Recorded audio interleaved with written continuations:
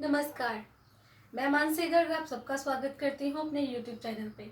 दोस्तों, आज हर कोई किसी ना किसी समस्या से घिरा हुआ है। हर व्यक्ति किसी ना किसी समस्या से परेशान है।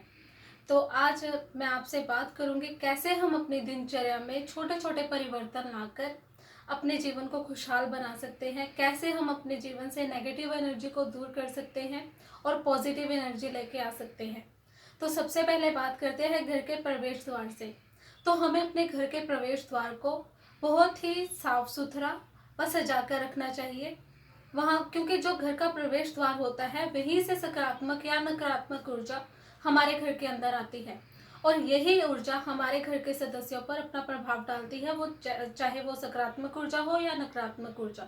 अगर हम अपने घर के प्रवेश द्वार को अच्छे से साफ सुथरा व सजा कर रखेंगे तो वहाँ से सकारात्मक ऊर्जा अंदर आती है। तो हमें ये विशेष तौर पर ये ध्यान रखना है कि हमें अपने घर के प्रवेश द्वार को बहुत ही साफ सुथरा और हो सके तो हमें अपने घर के प्रवेश द्वार पर एक स्वास्तिक का चिन्ह बना लेना है, जिससे कि हमारे घर के अंदर सकारात्मक ऊर्जा आए। दूसरी बात, हमें अपने घर में जो चीज़ें हैं उन्हें व्यवस्थित तरीके से रखना है, अव्यवस्थित तरीके से नहीं रखना। इससे क्या होता है, अगर हमारे घर में चीज़ें अव्यवस्थित रूप से पड़ी होती हैं तो हमारा मन अशांत होता है, हमारा जो मस्तिष्क है वो अशांत होता है इससे, और हम ये सब चीज़ें जो है नेगेटिव एनर्जी को अट्रैक्ट करती हैं।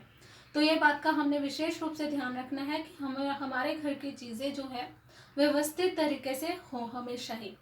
और तीसरी बात, हमें अपने घर में ज़्यादा शोर शराबा नहीं करना है, क्योंकि जो शोर शराबा हम करते हैं वहाँ पर हमेशा ही नेगेटिव एनर्जी का वास होता है, नकारात्मक ऊर्जा का वास होता है अगर हमारे घर में बहुत अधिक शोर शराबा होता है। हाँ, आप कोई मंत्र वगैरह है उसको आप लाउड सुन सकते हो, क्योंकि वो पॉजिटिव एनर्जी को अट्रैक्ट करते हैं। चौथी बात, अगर आपके घर में मंदिर है तो आपने उसकी सफाई का विशेष रूप से ध्यान रखना है। आपने अपने मंदिर को सुबह शाम साफ करना है, और घर में जो पूरे घर में जिससे हम पोछा करते हैं वो वाला पोछा आपने मंदिर में यूज नहीं करना।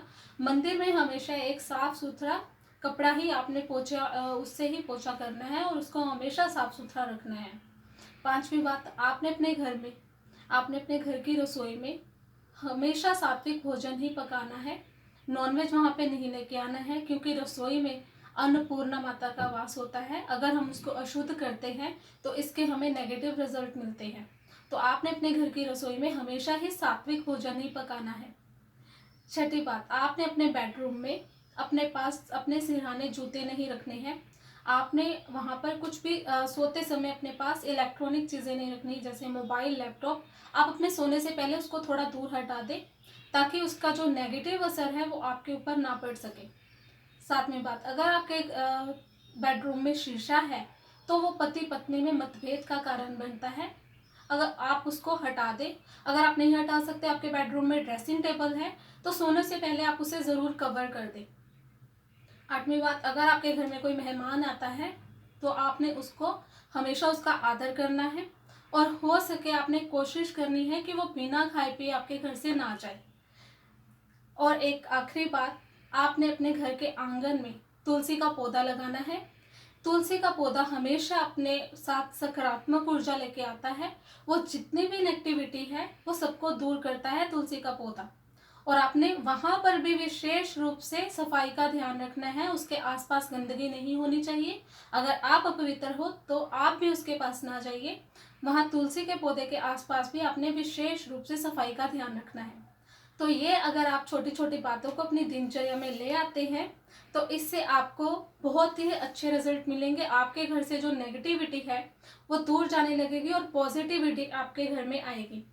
और इसी के साथ अगर आपको ये मेरी जानकारी अच्छी लगे तो लाइक करें, शेयर करें और मेरे चैनल को सब्सक्राइब करें। नमस्कार।